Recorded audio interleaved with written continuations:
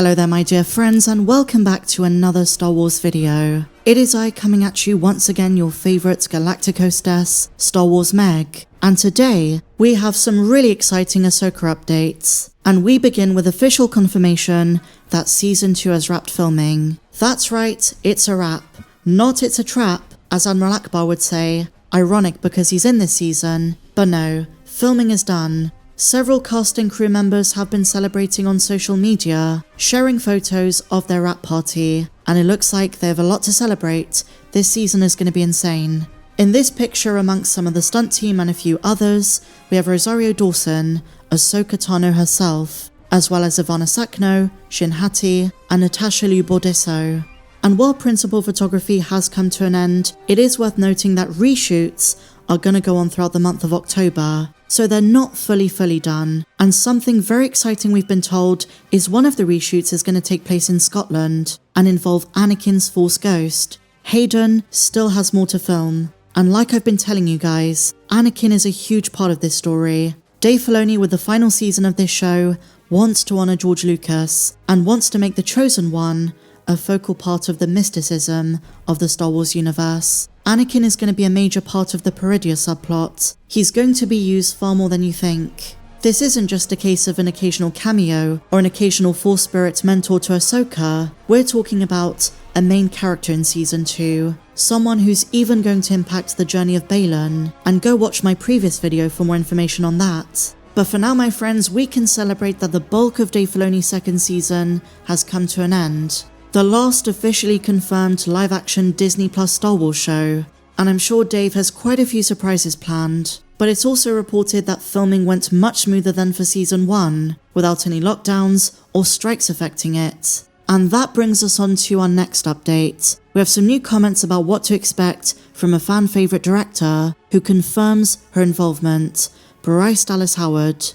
It was originally rumoured that she was going to be directing one episode, but it turns out, my friends, in Ahsoka's final season, she is directing 2, episodes 4 and 5, the middle installments, which have traditionally been considered the best of the season. In the first, these episodes concerned Ahsoka and Anakin in the world between worlds. I'm not saying they're going to do the exact same thing, but Bryce's episodes never disappoint, and with her now confirming her involvement on Ahsoka, she's now worked on every Mandoverse project, The Mandalorian, Book of Boba Fett, Skeleton Crew, and now this. And in a new interview with Screen Rant at Los Angeles Comic-Con, she teases what to expect, and says this: "I just finished shooting 2 episodes this summer for Ahsoka Season 2. It's so good, it's beautiful, it's thrilling, it's adventurous, and here's a descriptor I didn't expect," she says, "it's romantic." And on social media, this has generated a ton of fan speculation, because we're wondering, why would Ahsoka Season 2 be romantic? So in thinking about the pre-existing romances,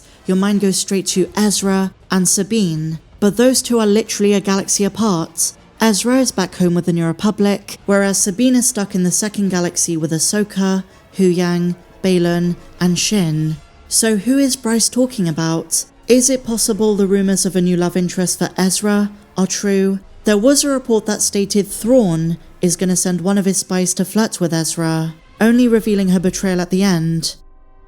Now, while Star Wars Rebels fans won't appreciate this, when I covered it last time, there's a clear divide between those who think Ezra and Sabine are meant to be lovers, and those who assume they were just friends. They were part of the Ghost Crew and they just see each other as siblings. Here's my take. After 4 seasons of Star Wars Rebels, I understand both perspectives, but after Ahsoka Season 1, I'm leaning more towards a romantic dynamic. The way Sabine was obsessed and infatuated with Ezra, watching and rewatching the same hologram over and over again, putting her entire life on hold, becoming a recluse, and losing touch with her friends. Sabine was absolutely in love with him, and the glow in her eyes when they were finally reunited.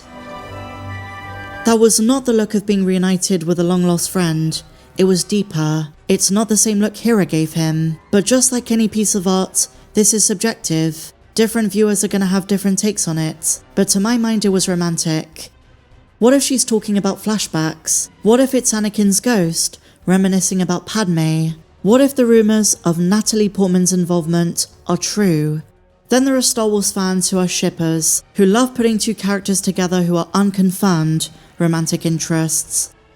But because Bryce's comments were the big news of the day, it attracted Star Wars fans who weren't afraid to say that they really don't care, and they don't believe Dave can pull any of this off. Everything Bryce described Season 2 as beautiful, thrilling, adventurous, romantic. She finishes by saying it's everything you want from this story. There's a huge contingent of fans who've turned their back on Filoni. Those who say he's a fraud, he's overrated, he's bad as a live-action writer, and he should just stick to animation. Now here's the thing. I've certainly had my faith in Filoni shaken. I still have more faith in him than most, but I don't think everything he does is perfect, and I've started to see the cracks in the last few years. He is George Lucas's protege, however, I don't agree with every decision he makes, and he's not above putting out duds. And he's been placed on this pedestal where fans think, well, surely Filoni has a plan, he knows where he's going, he's got one direction, and he always nails it.